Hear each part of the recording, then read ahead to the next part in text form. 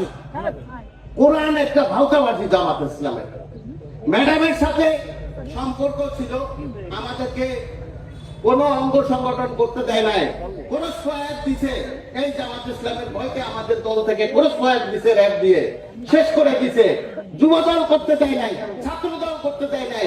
কিরে বাংলা কোটে রাত্র 12টার সময় ম্যাডাম আসছে, দরজা আমি টানি, খুলে না। ম্যাডাম কি হয়েছে, তার এক ছেলে আছে। কে ছেলে? আমি কে ছেলে? কে? মুজাহিদ সাহেব তার ছেলে। সে আসছে, ম্যাডামের দরজা খুলছে, তারপরে নামছে। দেখেন এত বড় কি করছে তারা, ম্যাডামকে সম্মান দিছে, তারা এইভাবে তারা দখল করে নিছে।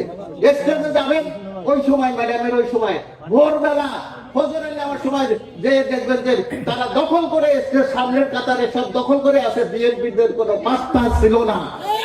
আর তারা এখন কয় মহিলাদের নেতৃত্ব কি না যায়, না যায়।